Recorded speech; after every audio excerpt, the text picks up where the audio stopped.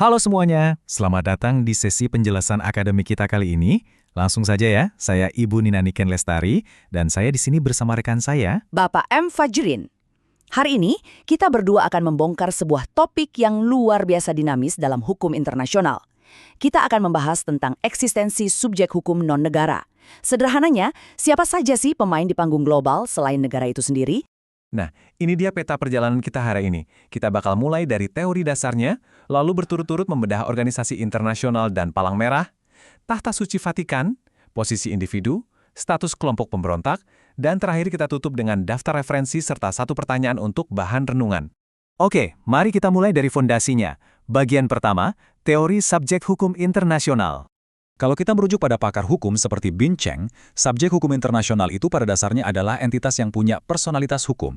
Artinya apa? Mereka punya kapasitas real untuk memegang hak dan menjalankan kewajiban di mata dunia. Dulu banget, di bawah sistem Westphalia, gelar ini mutlak cuma milik negara. Negaralah satu-satunya pemain utama. Tapi, seperti yang akan kita lihat, tatanan dunia itu terus berevolusi dan makin kompleks. Betul sekali, hukum internasional itu hidup dan beradaptasi. Prof. Dr. Mohtar Kusumaatmadja pernah menegaskan hal ini dengan sangat lugas. Beliau bilang, kalau subjek hukum internasional sekarang itu nggak lagi cuma negara. Papan catur global kita sudah berekspansi. Sekarang ada tahta suci, palang merah internasional, organisasi internasional, kita sebagai individu, bahkan kelompok pemberontak. Negara memang tetap jadi aktor utama, tapi mereka jelas bukan lagi pemain tunggal. Bapak Fajrin, lanjut ke bagian kedua.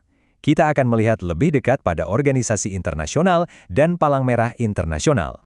Ibu Nina, poin krusial yang harus kita ingat adalah organisasi raksasa seperti PBB, ASEAN, atau WHO itu nggak muncul tiba-tiba dari ruang hampa. Mereka itu lahir dari perjanjian negara-negara anggotanya.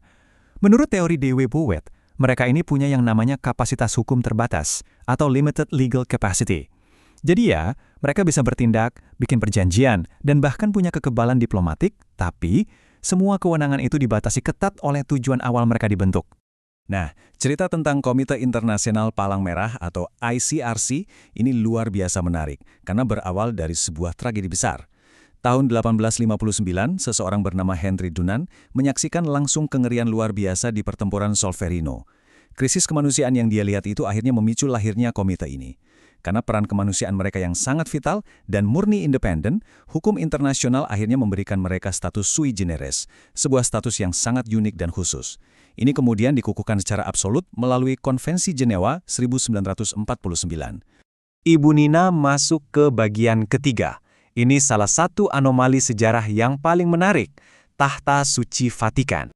Untuk memahami Vatikan sebagai subjek hukum, kita harus melihat sejarahnya. Di abad pertengahan kekuasaan mereka itu sangat masif. Tapi pada tahun 1870, wilayah mereka sempat dianeksasi oleh Italia. Nah, titik baliknya terjadi di tahun 1929 melalui Perjanjian Lateran. Perjanjian inilah yang secara legal memulihkan kedaulatan mereka dan meletakkan Vatikan sejajar dengan negara-negara modern dalam urusan diplomatik dunia. Coba kita letakkan fakta sejarah tadi ke dalam kacamata hukum modern, khususnya Konvensi Montevideo 1933. Konvensi ini kan standar emas untuk menentukan syarat sebuah negara. Coba bayangkan, Vatikan itu luasnya cuma 44 hektar, populasinya nggak sampai 1.000 jiwa. Tapi mereka secara mutlak memenuhi semua kriteria di konvensi tersebut. Mereka punya populasi permanen, wilayah yang jelas, pemerintahan, dan kapasitas diplomatik. Ini bukti nyata bahwa kedaulatan di mata hukum internasional itu nggak selalu diukur dari besarnya militer atau seberapa luas wilayahnya. Sekarang kita melangkah ke bagian keempat, sebuah pergeseran paradigma paling revolusioner, yaitu individu sebagai subjek hukum. Dulu, kita ini ibaratnya cuma bayangan dari negara kita. Kita dianggap sekedar objek. Tapi, tragedi mengerikan di Perang Dunia Kedua benar-benar mengubah segalanya. Melalui tribunal-tribunal pasca perang, komunitas global menetapkan satu prinsip emas. Kejahatan perang itu dilakukan oleh manusia, bukan oleh entitas negara yang abstrak. Sejak saat itu, individu mulai memikul tanggung jawab pidana secara langsung. Dan di saat yang sama, kita juga diberikan hak asasi yang dilindungi secara global. Puncak dari pertanggungjawaban individu ini termanifestasi jelas dalam Statuta Roma 1998 yang melahirkan Mahkamah Pidana Internasional atau ICC. Ada 4 kejahatan utama di sini: genosida, kejahatan terhadap kemanusiaan, kejahatan perang, dan agresi.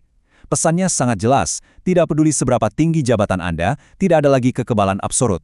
Setiap individu bisa diseret langsung ke yurisdiksi internasional atas kejahatan-kejahatan ini. Ibu Nina, Bagian kelima. Ini area yang sering kali sangat sensitif secara politik, kelompok pemberontak atau belligerents. Secara akademik, kita wajib membedakan antara pergolakan internal biasa dengan konflik yang diakui hukum. Kalau cuma pemberontakan internal biasa atau insurgency, itu murni urusan dalam negeri suatu negara, nol personalitas hukum internasional. Tapi begitu gerakan perlawanan itu membesar, sangat terorganisir, dan melampaui ambang batas tertentu, hukum internasional mulai memandang mereka sebagai belligerent. Ingat ya, ini bukan bentuk dukungan politik, ini murni pengakuan atas fakta di lapangan. Dan untuk bisa naik kelas menjadi belligerent, syaratnya itu berat banget. Ada 4 kriteria ketat.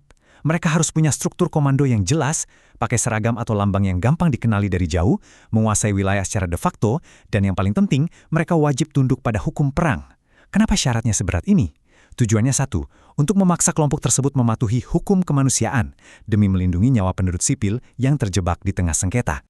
Akhirnya, kita tiba di bagian ke-6, daftar pustaka, dan satu pertanyaan penutup.